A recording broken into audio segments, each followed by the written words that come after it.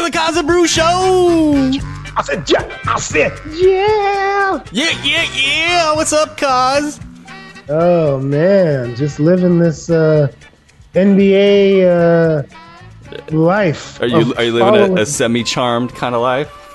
I'm loving it, man. I'm teams are, packaging people up and sending thousands of picks around the world, and it's just, it's wonderful. Yeah. Makes for a lot of talk. It does make for great fodder. I was looking at, we're going to talk about this Thunder and Rockets trade, and I was looking at those picks again, and it's just amazing what happened this summer in the NBA. The size and the enormity of these deals. I was also talking to you about the coffee that I haven't drank yet today. And thank you to Hawaiian Isles. I actually was not on the phone doing an email with Glenn over there. And word on the street is we're all due more coffee, Cos. Thank God. I know. I need it. I had to buy my own lately, and I'm like, what the hell's going on? I'm like, dude, I got massive bills as is. I can't be buying my own coffee. Yeah, so we got coffee, and then I wanted to get a little nostalgic here, Cos, because I've moved down into the garage for my home office. Oh. Yeah. And Cos, you remember doing a couple shows in the garage. Oh, my goodness. This is bringing a tear to my eye. It was hot in that garage, man. Get up there in the summer, like when we did those first round of... the first shows we ever did ever. Yeah, I guess that second year when we were doing our summer stuff got to be... Well, excuse me. It got to be a little unbearable. we also did some crazy things. When you look back, we did a breakdown for every team in the NBA, and we're gonna do something kind of similar here, maybe over the summer, but not nearly as crazy. But we did that in a what, like a 36-hour period or something like that? Yeah, there were teams when we would review them where I would look over and Cos would be sleeping. Well, I'm talking. Thanks, Cos. No, it was, but it was so hot. I mean, it's hot. We were just dripping. Anyway, Cos, we got insulation for the garage. It is fantastic, man. If you work in your garage out there in podcast land, you might not think this is a big deal, but call somebody, pay them to come out and do it, so it's not a big deal, so you don't have to figure it out yourself. I probably paid way too much. I don't want to say what I paid, but man, it makes a huge difference. It's like a 10 to 15 degree difference, so you wouldn't even recognize the place. It's cool, and I'm just excited to be here, waking up, drinking coffee, doing this show with you, and really this trade with the Thunder and the Rockets. As I look at it, I'm in awe that the Rockets paid so much to get rid of Chris Paul. This is... I mean, like, not that I agree with how the Rockets run their organization, but man, I mean, that's a little bit telling. I mean, for people that say he's one of the great winners and leaders of our of this sport, that's I don't know that too many great leaders have been shopped out like that. So, well, I mean, of course, and we can all point to the Chris Paul contract, which, now that he's in Oklahoma City, it's been a couple weeks, it's been about 2 weeks. Nobody wants him, and now he's going to have to play this year and be good and probably play a lot of games too, and Oklahoma City, they don't really have a lot to play for this upcoming season. I mean, they might have some players still, but I think that though they have to, I feel like they have to put together kind of like I don't think they're good enough to make the playoffs, but I think they have to put together somewhat of a Clipper-like season to kind of reestablish that listen, we're a good organization. We got, role players here that that play hard. And, if we make a trade for a good player, look, we got things rolling, and you're gonna want to be a part of this, Whoa. Because I can't imagine between this and the Paul George picks. I mean, they're gonna have like 4 million picks in the next like 5 years, plus their own picks. So I can't imagine that they want a roster of 15 like guys in there. They're gonna have 10 guys under 21 years old on their roster. It's too many picks, and so that in its own is going to be extremely interesting. Like, what's the play there? You have to consolidate this into a high end first round draft pick. All these picks that you have to like convert them into 1s and 2s and 3s, and really work that angle. So then, the rest of the league is obviously going to know that. And in this sort of weird game theory that the NBA sits within, like when the other 29 teams know you need something, they kind of all pull back a little bit unless you can get them pitted against each other, which probably will happen. Yeah, because you're right about that, because they have done very well. I mean, Presti's done well drafting high. Durant, Westbrook, Harden, Ibaka. He's done well drafting high. Hasn't done so well in late mid and late round drafting. Had some guys that fizzled out and never really made it. So they definitely want to get up there. Get up there high in one of these drafts if they could identify a guy that's gonna be a game changer, because they do have a very good young player in Shai Gilgeous-Alexander. So that's got to be the play, and try to make him fall in love with the organization and Oklahoma City. Much like they did with Russell Westbrook. Well, I mean, that's like its own thing, and maybe we'll spend some time on that. Is like, what did the Thunder learn about screwing up that team? Like, I mean, Presti first. I mean, I'm almost actually like, I think I might have forgiven him, which is a funny concept in its own. I think I might have forgiven Sam Presti for trading away James Harden so he could keep Kendrick Perkins. Nah, I think I have, man. That haul. Yeah. I don't have the haul from the Paul George deal in front of me. I think it's just like 11 billion first round picks and, Magic Johnson's first grandchild or something. I don't know. It's going to be just like a lot. I mean, it's so huge. And they got Shai Gilgeous-Alexander. That is, I mean, so it's a huge haul for the Thunder. And so, but what did they learn through that process? We'll talk about that maybe in a little bit. What's really funny about this whole about them getting Shai Gilgeous-Alexander? He's exactly the kind of player that they've needed for Russell Westbrook all this time. Like, all that they've truly needed a big point guard who could guard 2s and 3s and can play point guard and let Russell Westbrook be the 2. That's what they've needed his entire career. And when they finally get him, he's got to go. I love how delighted you are by that. It's, I guess it's truly like he's if there was a guy he's the one guy in the league that I'd be like, God, he'd be a perfect fit for Russell Westbrook. And see you later. Well, let's do this. Now Russell Westbrook's in Houston.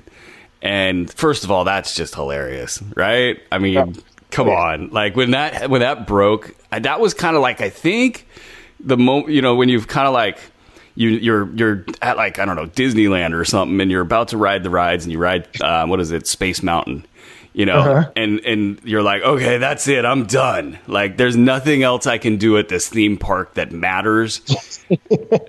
That at the end of this free agency was that. It's like, holy moly, half the league switched hands. I'll tell you, from a fantasy basketball standpoint, I am licking my chops. Like, last year, we called it a public season. I had a boss that used to call stupid people public, so like, I kind of have like this thing. Stupid publics, man. I don't know. That's a terrible impression of my old boss.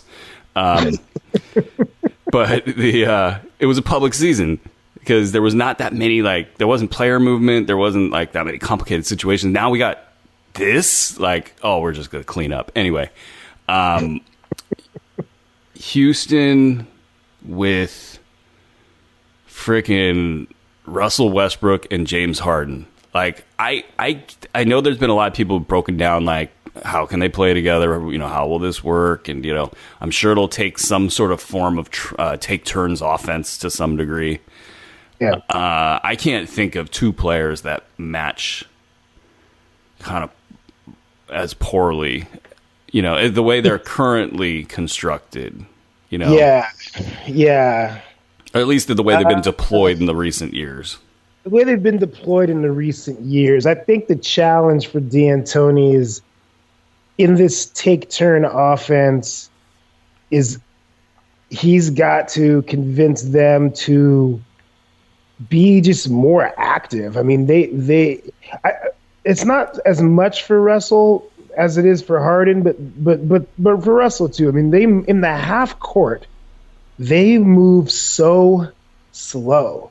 I mean, when you have no player movement and the guy's dribbling for 15 seconds before any action starts, I mean, the defense is getting such a win. They're already just looking at one guy. So their help defense is set perfectly. But then, like, they're resting. Like, you're not testing anybody right now. If they had a very hard offensive possession and a hard defensive possession for that, they come back and now they're just chilling, catching their breath, watching guys. So I think he needs to show a little bit more, maybe show how the offense can work. You know, I mean, neither of those guys are Steve Nash because they're not, you know, capable, I think, of going multiple possessions, thinking pass first. But just the activity that offense had was just way better. And it would really help their, I think, efficiency in offense if they can get the defense a little bit tired. Well, okay, so the way that this rolled with Houston last year is they really morphed, and I mean, like, historically almost, like James Harden, going back to fantasy leagues, he almost was twice as valuable as the second best player in fantasy basketball from a statistical production standpoint. And so that offense looked like they would pass to James and he, I mean, literally just would slow down and start operating at 10 seconds, one of the slowest paces that there was. And on possessions, he didn't have the ball. We saw this a lot in the playoffs. He barely crosses the half-court line. Oh, my gosh. And so, like, I can only imagine. And some of that was because they didn't have other threats, right? Like, you know, the defender would come up with him all the way up to half court. And I don't know that will happen with Russell Westbrook also on the floor. Totally. But either way, I could see Harden still doing that. Yeah, I mean, like, just think, like, no one, like, people don't talk about, like, he's gotten a great pass. You know, they talk about, you know, that he needs to play this way, you know, when he has the ball. But when he doesn't have the ball, like, you're hanging your teammates out to dry. Like, that is being such a horrible teammate that you can't be bothered to cut or set a screen or do anything when all everyone else does is acquiesce to whatever you decide to do all the time. You can't be bothered to do some dummy action and run down to the corner or do anything. I mean, it's really, and I think it really kind of blew up in that, you know, that last 8 minutes of that game 5 against the Warriors, where just like I just thought to myself, what a cowardly bum this guy is. Like, he literally just doesn't care about anything other than himself. And so when we go back to the value that Houston got in this trade, or probably that OKC got in this trade, we're talking a 2024 first round pick with light protections, just 1 through 4. 26 or 2026 first round pick, 1 through 4. They get pick swaps in 2021 and in 2025. And with the way Houston's kind of like doing stuff, I mean, who knows what's left of their team by then. Yeah. So, like, you had to give Chris Paul away. By the way, Russell Westbrook's contract is ass. It's like, How so? What are the numbers on this thing? It's a lot. He's got 38 coming this year, 41, 44, and 47. Yeah, that's ass. I'm sorry. Like, the thing with him that I'll defer to you here in a second. The thing with his game that I've always worried about, I've written about this extensively, is it's all predicated on athleticism. Yes. And the minute that the knee started hitting the radar, yes, it was pretty much, I started fading him every year. And that it all played out, and now we're there. So what's it gonna be? And when you have like, it's one thing. Okay, he hasn't gotten any better at shooting, and so you're gonna be paying $47 million possibly to a guy that's had like maybe some significant surgeries. Because people usually don't have the free throw line stuff. Really bothered me. Last year, the guy is shooting 80% for his career, and he drops to 65 or 64. But you know what? I can relate to that. When my ankles started going, I was a pretty good free throw shooter, and of course, I'm a totally good comparison here to an NBA athlete. Sure. But no, like the minute that I lost that push in that left ankle, I couldn't shoot anymore. Yeah. And so I mean. Did you also notice that he missed a lot of layups that he never missed before? I'm telling you, the minute that my ankles went, I couldn't make shots anymore. It was really freaking frustrating, to be honest, because you have a certain thing you can rely on, and then all of a sudden it's gone because the rhythm's not there. Right. And so I mean, it's a very concerning contract, and I don't know. They literally might be in the same situation they are with Chris Paul. But that's the thing. And that's 2 years. They stole from Peter to pay Paul. If they don't put, but they stole a lot. OKC stole everything. They took Peter. They took Magic Johnson's money, and then they went and they took freaking Dork Elvis's money. Yeah.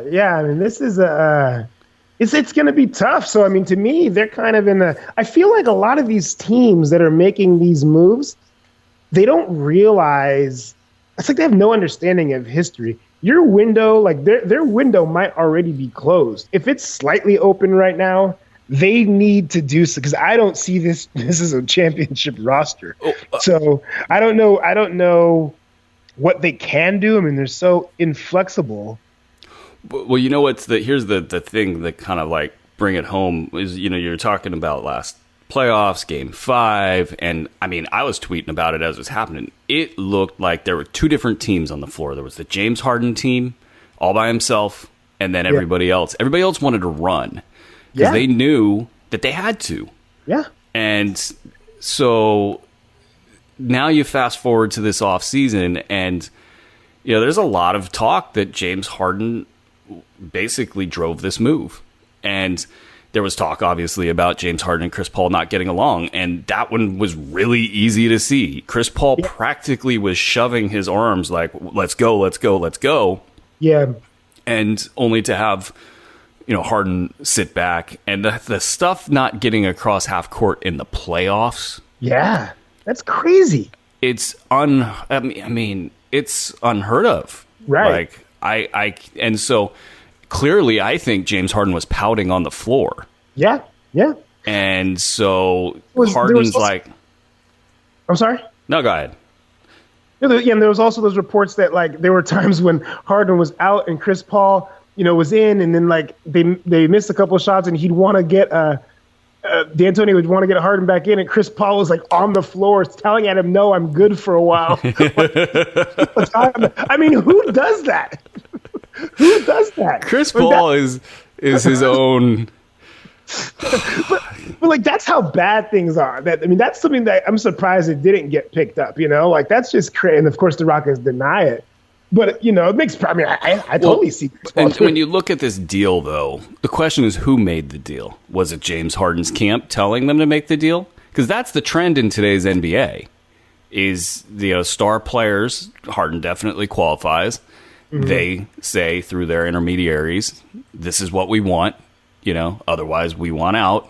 And so you give up 2 first-round picks way down the road, which have a great chance of being good.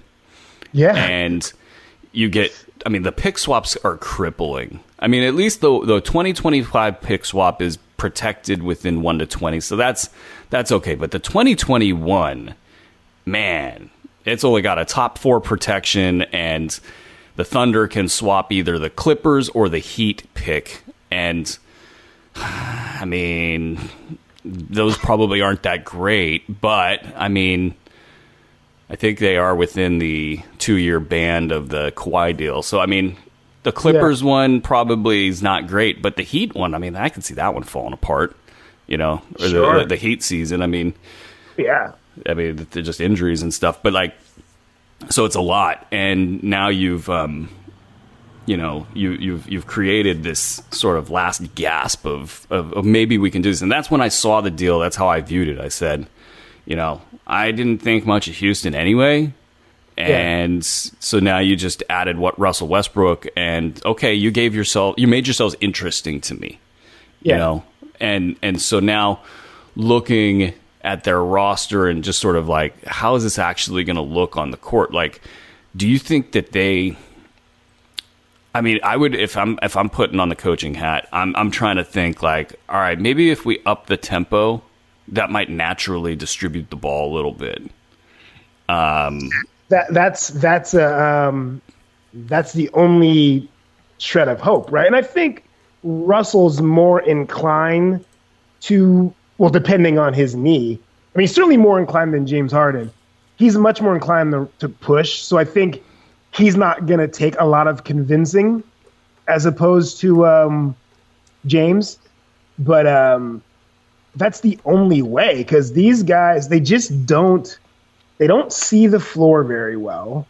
They don't have a real feel for what everyone's doing. Like, James Harden's really good at controlling tempo, but he doesn't really have a good feel for like the flow of the game.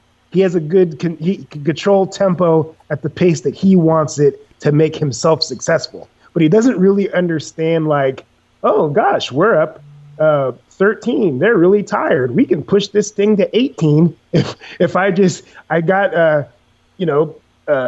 got Gordon. He's running really hard. He's flashing to the corner. If I just push it right now, I could catch him in the corner and maybe we knock down a 3. And he's just hit a couple. He doesn't think like that. He's like, oh, well, we can push this thing. Let me do it. Let me walk up the court, rest for a while and do it. I'll do it myself. He just doesn't. Well, they're not point guards. And it's funny how this all kind of comes back to the way that Oklahoma City handled things. And so, like, Harden, not coaching? Yeah, exactly. Not coaching, letting these guys do their own thing. Harden, so he would get benched in OKC all the time by Scott Brooks. And Brooks, it's hilarious. Brooks, for all that I've bagged on him a lot. He would bench Harden for doing some of these sort of silly things. And, Brooks is a very old school sort of, kind of sees things in narratives and, gets worked up about, like, he would bench Harden all the time for trying to draw the foul on the 3-point shot. Yeah. Which, I kind of like that, Scott Brooks. It's funny because you were playing guys like Thabo Cephalosha and Kendrick Perkins, and, Harden would sit the bench in, key finals, Western Conference Finals games. I remember Harden had that crazy game 1 in the Western Conference Finals against the Spurs, I believe, and then literally got frozen for the rest of the series practically. Like, in game 2, he played like 24 minutes and barely got any touches. So you get this sort of like, we're just not going to cut you loose, James. Like, we're gonna hold you back. you get traded to Houston, and it's just gangbusters from the beginning. So he has had that franchise kind of, by the neck from day one, and has really been just empowered to be whatever he wants to be. Right. And that, unfortunately, for all the great things he does, those flaws, that ability to see and understand the game, like he can draw fouls with the best of them. His passing sometimes is just so outstanding that you just kind of like, wow, I did not think somebody could see that. Right. But it's that other stuff. And, you see it in Russ, you see it in KD. There's just that lack of knowing the right thing to do. And so now the roster, though, in Houston, I'm going to give you a list of guys that are kind of like above the value of like a 9th or a 10th man. Okay. We got Russell Westbrook, Austin Rivers, Harden, Gordon, Tucker, and Capella. Yeah. And that's it. Yeah. That is it. And Capella is particularly... Well, by House the way, you like House? I got no choice to like him.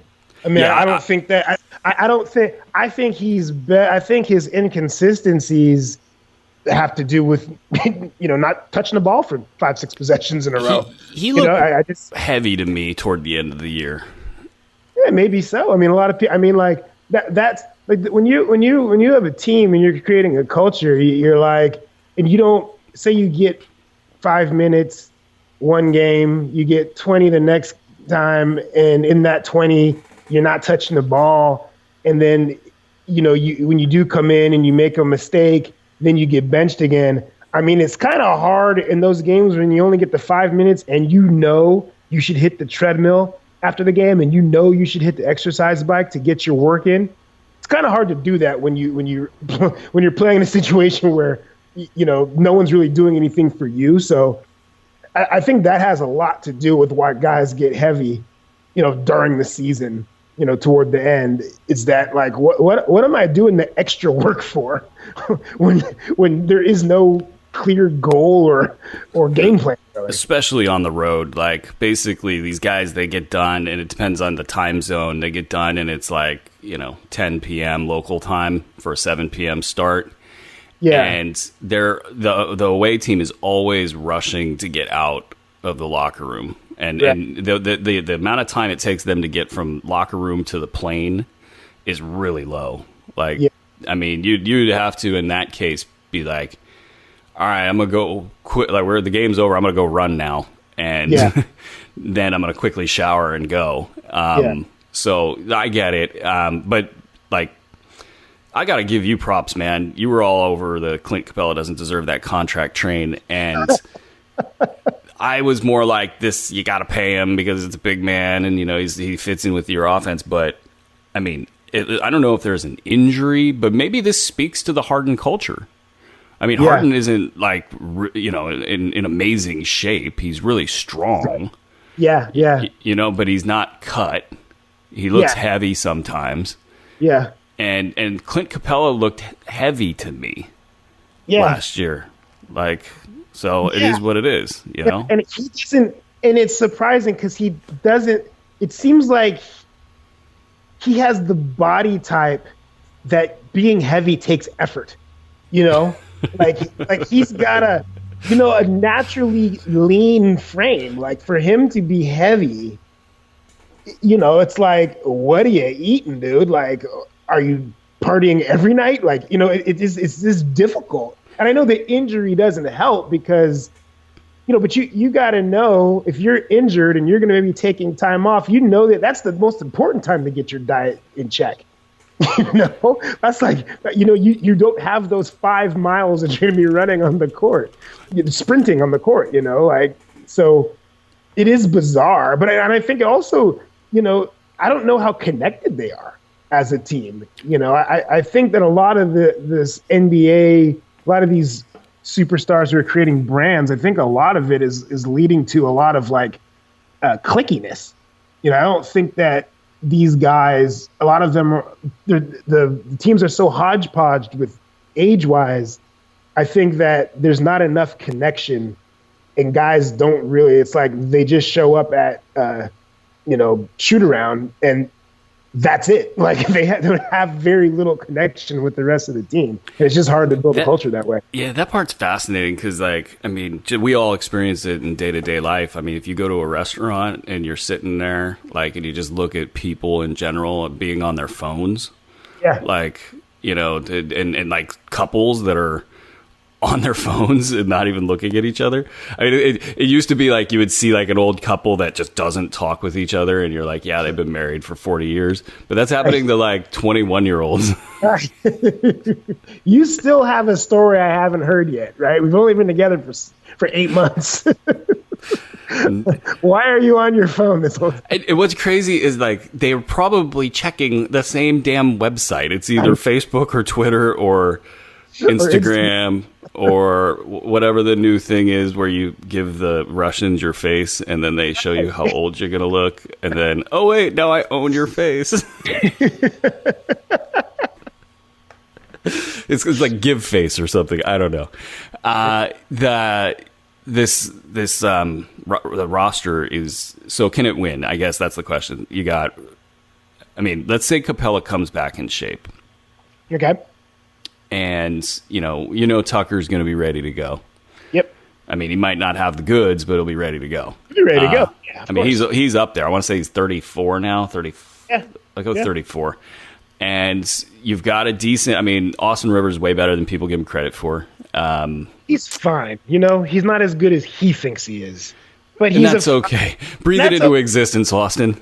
Yeah, Austin Rivers is Austin Rivers. So if you get him thinking he's going to be a 22-point per game scorer because he told you so, then I can't even hate on him anymore. I thought his performance in the playoffs was as good as you're ever going to see.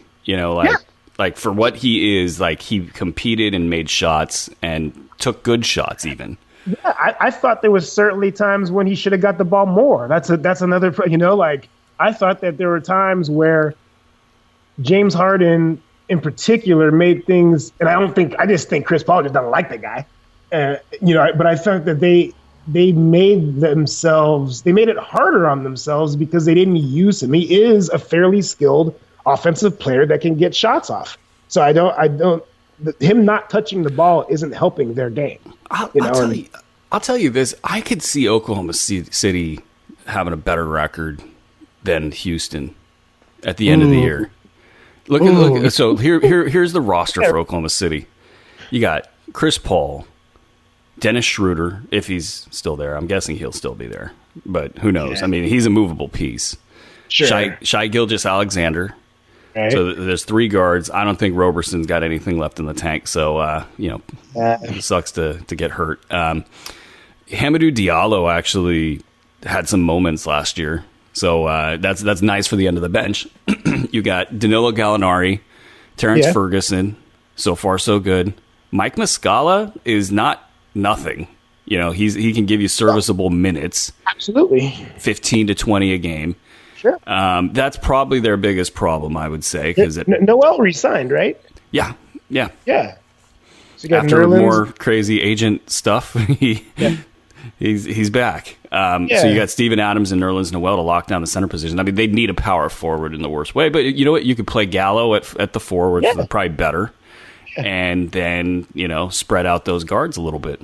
Yeah, I think I'll even say it right now. I think that Oklahoma City will beat the Rockets. I don't think that they're good. I can't get that far. I wouldn't. I'm like, because I don't know that. I need to throw a caveat in there. I need like 66 games out of Chris Paul. Yeah, and I think he can do that. I just think there's going to be so much of like, I think this whole weird chaos with his contract and his future.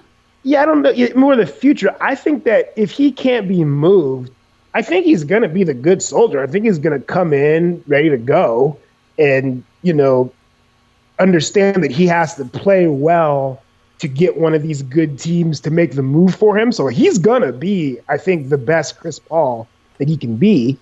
I just don't know that the young guys can deal with that outside noise.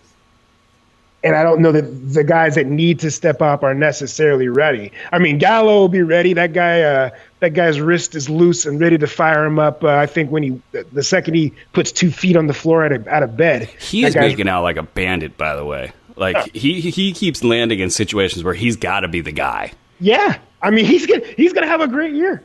He will absolutely in a nice free agent year. Good timing there. Yeah. God bless Gallo, man. You know, we do have some other things to talk about here. But I kind of wonder with the Rockets how much this goes back to Tillman Fertitta. Hopefully, getting that name right. He's the owner of the Rockets. Oh, the new guy. Yeah, he's the new owner, and he's been around for about 2 to 3 years. Yeah. I was looking him up because I forgot his first name. And then I thought I was calling his last name like a frittata or something, and I thought, oh man, if I'm pronouncing this wrong, well, I guess who cares? But then, so I'm on his like Google page, and he's a really loud and gregarious guy, right? And he loves the players. Like he is like just up in their business and high fiving, and he's just, you know, a rich guy that just bought a basketball team. But it's his there's a book he wrote.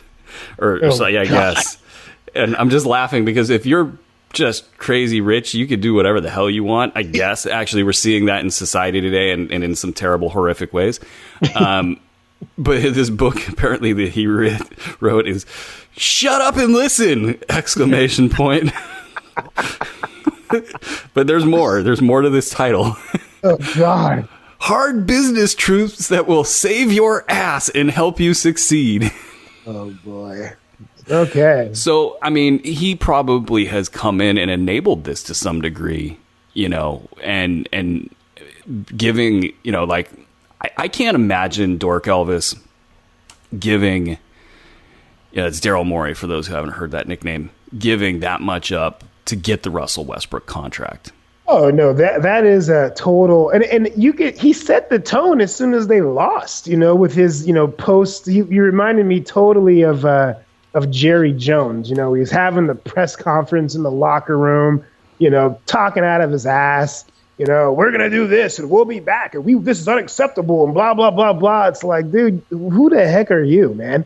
We're not trying to open up Applebee's, dude. This is you know, but he might have a few Applebee's. That's how he made his money. Yeah, but the deal, like those guys, a lot of these guys, they believe in the splash of a big signing because that's what they do in the business world. They have a big grand opening and they have a big campaign and a big this. And in those businesses, that will solve a lot of problems. But that doesn't make people play basketball better because you do something big. Oh, we got a big name in Russell Westbrook. Awesome. He can't play with James Harden. That's okay. We got a big name. No, it's not. You know, it's not okay. To put a bow on the Rockets, what do you think they do in the half court? Like, what do you think? What kind of sets do you think that they run? Like, are they gonna go to kind of like take turns pick and roll with Capella?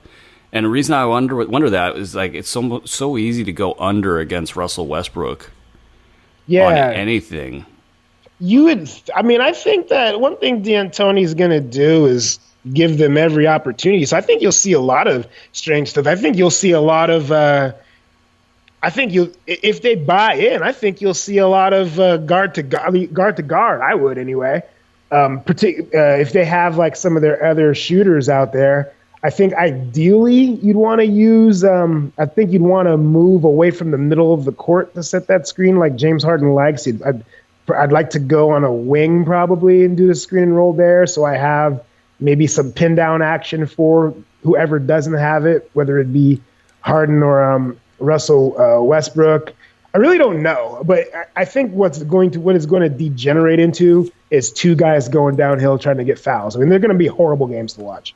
You know, they're just going to be awful to watch. You know, as a fan, you're just going to see two guys getting downhill, throwing their legs out, running into people, and going to the line. 30 times a game. It's just going to be terrible.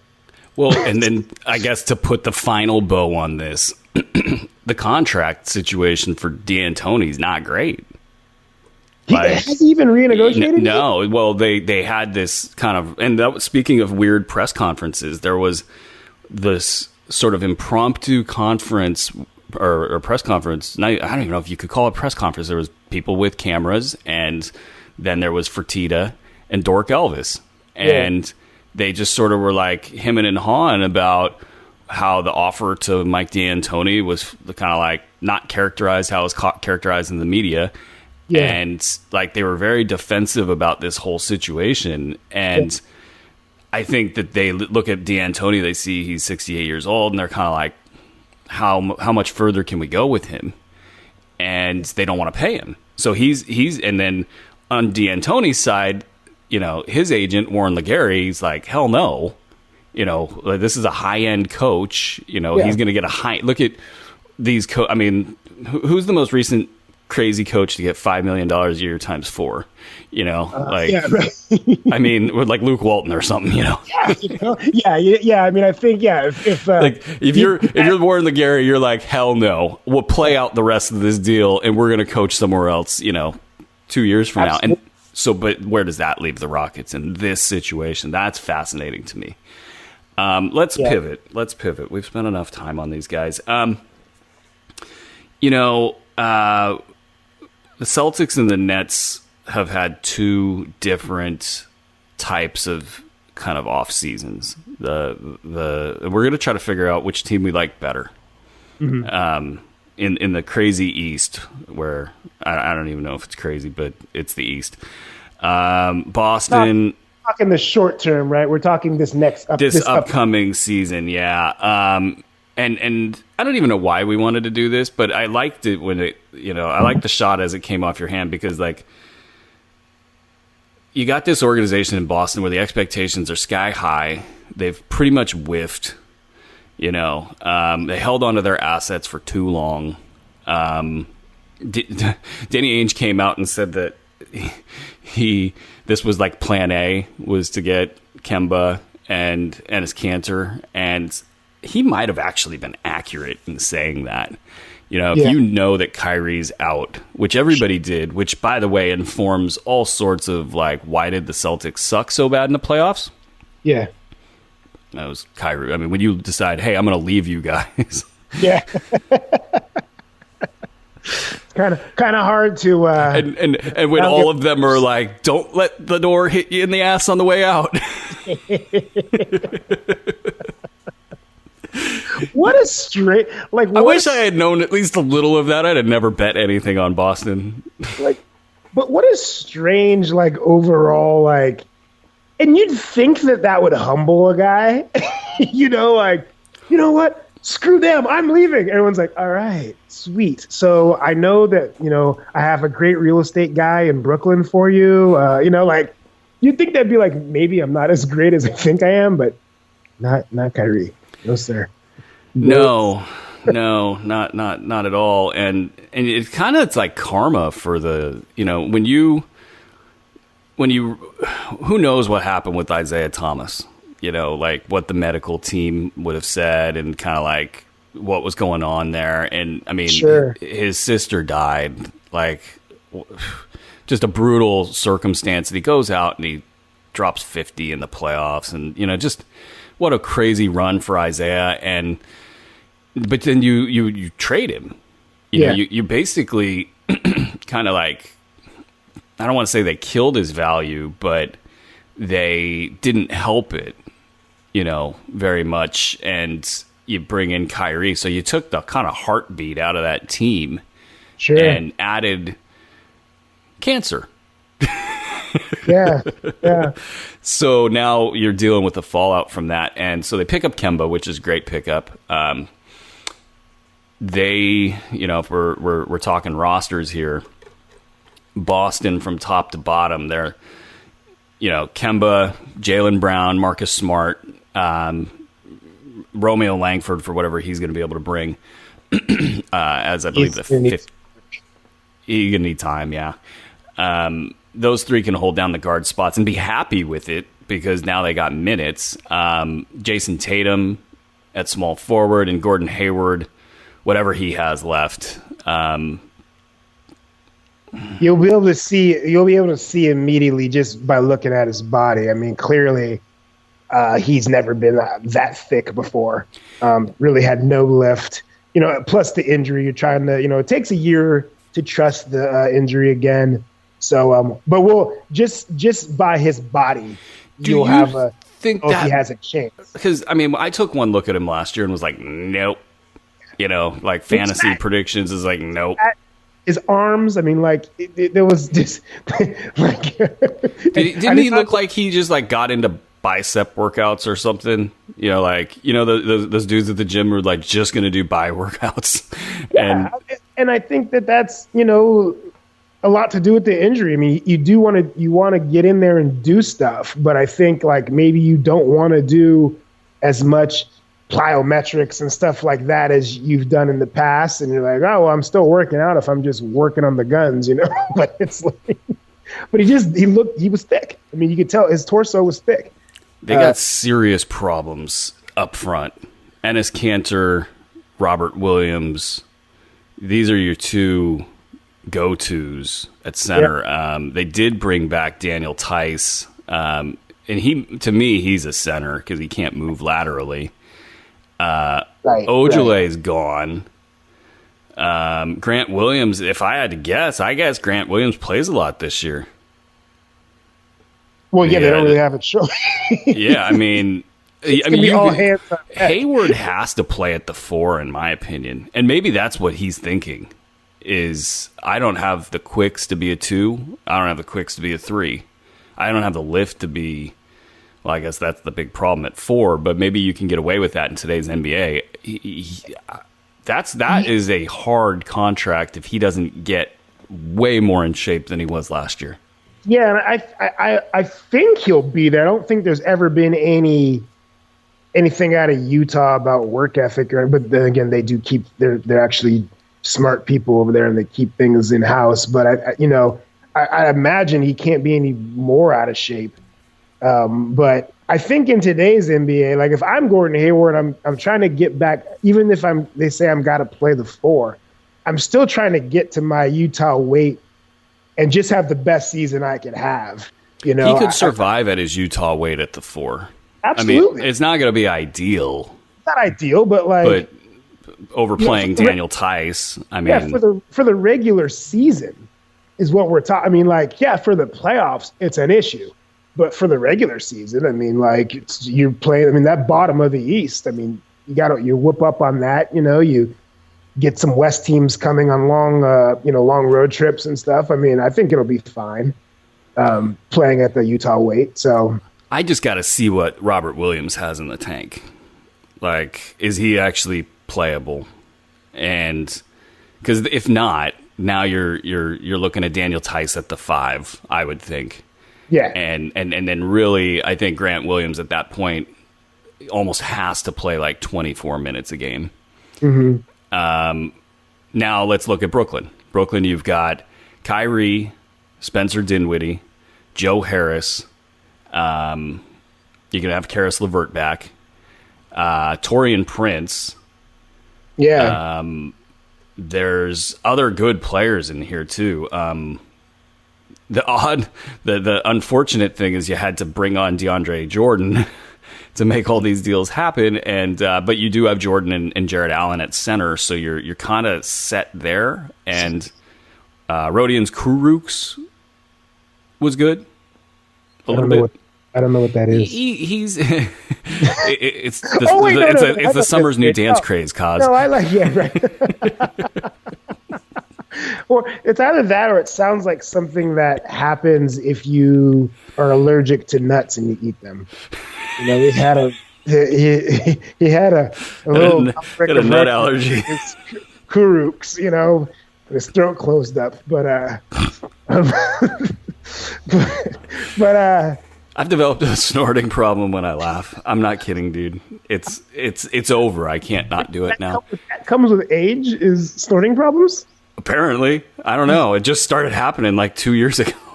either I find things way more funny now than I used to, or I might have a snorting problem. You got who else? Garrett Temple. I think I think his knee issues have sapped him. Mm-hmm.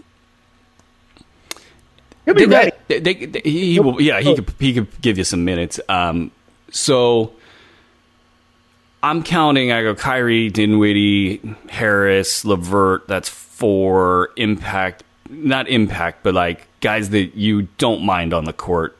Prince 5, though he had a weird season last year. It was like he knew he was on his way out. They got like 5 good players. Now, is that enough, you think, to project them higher than the Boston Celtics with Kemba Walker, Jaylen Brown, Jason Tatum, and Cantor as kind of your guys that you can count on being good? I like Boston a little bit better if Hayward's in shape, just because they're going to be so much happier. And their games, I mean, they're going to have their rebounding and defensive issues, but their games don't step on each other's the way that that the guys in Brooklyn's do, and they're going to get more touches in more spots than they're used to having. I mean, like, say what you want to, like, I think that, like, you know, some of these there's Stevens didn't do a very good job dealing with this. You know, he you know, coming from, you know, college where you have the hammer, and initially in Boston where everything was hunky dory, you know, like, he was not prepared to deal with a dude like Kyrie. And so what do you got to do to deal with a guy like Kyrie? Not have him in your locker room. it's that, or have LeBron James, or, you know, maybe I don't even know that Kevin Durant holds, you know, the weight to deal with Kyrie if he really gets ornery. You know, like not only is LeBron James like this, like, kind of supreme leader, but in Cleveland specifically, they acquiesced their team to him. So like, Kyrie just really didn't have any place to misbehave. And he still misbehaved. But if that was like kind of getting out of here. But yeah, like, I was on the way out. But that's on the way out. But like, so now you're bringing in, like, Brooklyn. Like, that's the main issue that they're gonna have, is like, he's gonna step on all these guys' games. Like, Dinwiddie's not like I don't think Dinwiddie's useless if he's just standing in one spot. I think that Karis LeVert's a really good shooter, but again, he's not becoming the full guy if he's just standing in court. That's the biggest thing, is those two's development. You know? And so that's why I like Boston more, even if I felt like maybe there's a bigger talent swing to Brooklyn, which I don't even think there is. He cannot do anything but hold the ball all the time and score. Like, he does not know how to get other people in spots where they can be successful, and doesn't really want to. So that's how you deal with it. Honestly, that's why the Raptors just won the damn thing. Like, you have these players that come from 15 and below in the draft that have to actually learn how to play basketball. Yeah. You know, to make it to where they got. And you're just seeing example after example after example. Hell, Kobe wasn't even drafted in, you know, what was he, 13? 14, 13, yes. Like, I mean, he came in with a huge chip on his shoulder, and, you know, that work ethic, the Chris Pauls, you know, like, there's just like a different way that it's like, I approach the game at the sort of the win at all costs mentality, even if I'm Chris Paul and I'm going to punch somebody in the nuts to do it. You know, like Kyrie, who came into the league number 1 overall after playing like 10 games at Duke. Yeah. I mean, like, it's just so obvious. It's like certain things in today's discourse that are just so obvious that you just kind of like, you know, you can't really like, empirically, like, here's the proof of it. But if you don't see it, you might have some issues. Right. I'm going to take Boston between the two teams. I love the potential of this Brooklyn team. Like, Karis LeVert, I mean, assuming the injury was kind of able to put it behind him, I think he showed. I don't think so. Yeah, I'm worried. I'm wondering. I mean, he didn't look great when he came back. He's been. I mean, like, he's just got one of those. I mean, he's been hurt since Michigan. I mean, like, he's just. I don't know how a guy like Steph Curry wasn't hurt at Davidson, had the ankle issues, got it back together, and's basically been fine since. Like, Karis LeVert's been hurt since Michigan, different leg. I mean, like, I think they've pretty much been concentrated on the knee, but it's not. I think Karis LeVert is going to be a 60-game guy for his entire career. I don't see him. So I almost think that they might. Maybe this is a good thing. Well, I mean, he needs to be managed. He needs to be managed, and I don't know that could even happen this year, though, because Kyrie ain't healthy all the time either. So they're awaiting that. They're awaiting that Durant return. Yeah, that on its own is a weird dynamic. I mean, but I do like. I mean, when I look at Brooklyn and kind of like how they've and we called that. They've overachieved, and I thought they played exactly where they should have played last year. Yep. I think Atkinson's a pretty good coach. Yeah. Good luck to Kenny Atkinson's now that he has to play DeAndre Jordan, real minutes, and Jared Allen at Summer League, man. Talk about like just sort of like, oh, by the way, you played 26 minutes a game last year and you did decently. You got to go back to Summer League now, and because DeAndre's here and we need to kind of like maybe showcase you or something. I don't know. It was weird. But I think though, it's tempting to take that group because I do think that Dinwiddie, LeVert, Joe Harris. Let's take Kyrie Irving off the team for a second. Taurean Prince.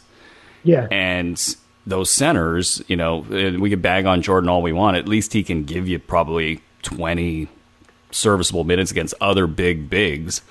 I look at that and I go, that could be a playoff team in the East. And absolutely. But Boston's got, to me, I think we're going to see Boston overperform this year. So. They got the chip on their shoulder. Absolutely. And, bringing in somebody like Grant Williams, who looked great in Summer League. I think that I'll probably be taking the over on them in the win totals. And don't we? And doesn't it concern you, like, if you're Allen and you've improved your game coming in, like, we don't know this kid. We don't know how he's going to deal with minutes that he feels he should have on the court. When you're young and hungry, and they're just giving some guy like Brooklyn wouldn't even have brought DeAndre in if it wasn't for Kevin Durant and Irving. Like, they wanted their clique. So now you got a guy that wouldn't even be in the locker room except for who he was friends with. And he's going to take my minutes too when I'm busting him up the whole training camp, when I'm busting them up on the floor, when we're clearly better defensively and more versatile. And offensively, I could do everything more now because I got better hops, So, like, we don't know that we don't know what that's going to do to Allen's psyche. We don't know if he's if that's going to cause other turmoil in the locker room as well. So that's just another reason that I think this is going to be a tough sledding road for Brooklyn. Yeah, I mean, as high as I am on those other guys, I could see myself taking the under easily for them because, everybody probably thinks Kevin Durant's playing this season. Which is, I mean, come on. So we don't have time for the thinnest skinned NBA players in the league. My pick would have probably been Kevin Durant. Oh yeah, it's not even close. I mean, did you have a second? Well, Kyrie. I mean, for sure. Kyrie. They're on one team now. Yeah, they're on one team and they're in New York. Great combo. See, there it is again. It's back. After that, I was kind of like, I for some reason LeBron just came to mind, and I don't really know why, because I think given the amount of criticism, he's actually doesn't really say much in the compared to what he gets over the years. Like, I don't like his how he tries to run a team and stuff, but he kind of keeps quiet on that. Like, he doesn't get into battles with, some guy that's like a beat writer. Or not even a beat, with just like, I mean, the guy, Durant has, fake accounts so he can get into arguments with people. Like with just random fans, like like, I'll tweet something and it'll be like it'll either be political or it'll be like about like a team player not doing well, and somebody with one follower, with no picture will tweet at me, and I think to myself, oh my God, how pathetic is that you had to care enough about this to just create a fake account to tweet at me. Yeah. That was Kevin Durant. I mean, yeah, that's crazy. I'll take those two in that order, and I don't know if I've got a third on my list. And because I think like what's his name? Like, I thought after when the Rockets lost, like the press conference, like Chris Paul, like talk about a guy just taking his medicine. I mean, he was not like. There was no blame. There was like, he was like, dude, we weren't good, But that's that is the code. That's like, did you ever complain, in sports when you lost? Kind of like, did you ever like, you were taught how to lose, kind of back in the day. I don't know. I mean, obviously the media didn't care about our athletic careers, but I think there's something about actively being engaged in criticism during a season. Oh, I know who it is. It's DeMarcus Cousins. There it is. Boom. Yeah. I'm surprised that one missed me. DeMarcus. There's something about this with all of the. I mean, I just don't know. Being that actively engaged with criticism. I'm going to give DeMarcus a pass. A pass? No, I'm not giving him a pass. I'm giving him a pass in the ratings, in the rankings, because I feel like I don't think DeMarcus would ever create a fake Twitter account. No. I think he's got that figured out. But yeah. And he did have to deal with one of the most hostile kind of small media situations. And a coach in George Karl that honestly, like, I wouldn't vote him into the Hall of Fame. Talk about falling from grace, that guy. Like, I mean, but his stuff goes back. Like the World Championship team that quit on him. Like, I mean, it's been a known thing. What happened? It was like the 2000s. Oh, I forget the year. I heard the story told by, who was it? Oh man, I'll have to. I mean, yeah. If pressed, I could find where this was, but it was basically like they were very favored, and everybody just was like, "No, I'm not playing for that guy." Yeah. And I'll if I have the time, no promises, I'll try to find the answer to that. But like at the peak of DeMarcus Cousins' kind of experience in Sacramento, you had Karl leaking on him. You had the local columnist who's no longer there, basically just taking shots every single day. You had the local play-by-play guy, taking shots as much as he possibly could. It really created a dynamic there that was not fair to the player, for all of the things he does that are obvious. And, but I'll keep KD over DeMarcus. Oh, sure. I mean, there's no doubt about that. It's kind of funny. Like, he's one of those guys that's kind of ruined opportunity for coaches from that kind of generation, like the old school guys. Like, because when he was cutting his teeth, players were still out of power. They did not control things the way they did, and he's a classic example of when a GM or an owner says, like, well, we can't have a guy like that because he's too old school and he couldn't deal with the way things are. Like, I think a lot of guys that might get jobs, or certainly are better coaches than some of the guys that are floating around now. aren't getting them because they think that they're going to get a George Karl, a guy that's not going to be able to bend at all. And instead of connecting with guys, it's just going to be like, oh, I'll just find some guy to carry my water in the media and just, lie. Well, so, that was and we'll put a bow on this because we were running out of time here. But that was the thing with Karl. He worked harder than anybody I've seen to court the media and to use the media. At least anybody I've seen in the coaching ranks that I've seen up close. Right. I mean, like the way that, I mean, you would see the interviews and the scrums and just sort of like you could almost like watch the leaks as they were happening. And and he did it, I think, even more aggressively in Denver, from what I hear. And these small markets are so easy. I mean, you got one paper that's declining. They're afraid to say anything about the team that's negative anyway. And that journalism. That's going to do it for this show here, folks. We were going to talk Kings, but I'll say this. We have a show in the works for this upcoming season, and we got some news that passed our news desk that was extremely interesting. So we've delayed the announcement of the first episode of that Kings show. And me and Kaz were going to talk some Kings here because we figured, hey, we haven't really talked any Kings, and they had a decent off season. So, but we don't have time for that. So sorry, Kings fans, you'll have to wait for someday down the road. We'll figure it out, and we'll get that thing going, and it's going to be pretty soon. So, Kaz, good to talk with you, man. I think I'm looking at the calendar here. I'm thinking 2 weeks from now.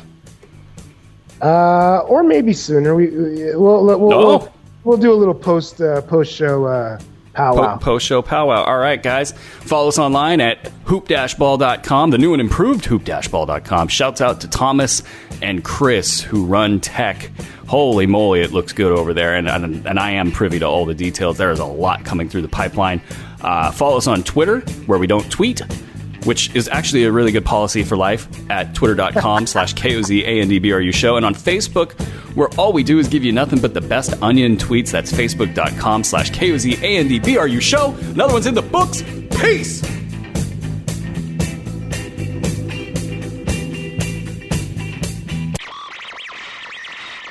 You are listening to the Kaz and Brew Show.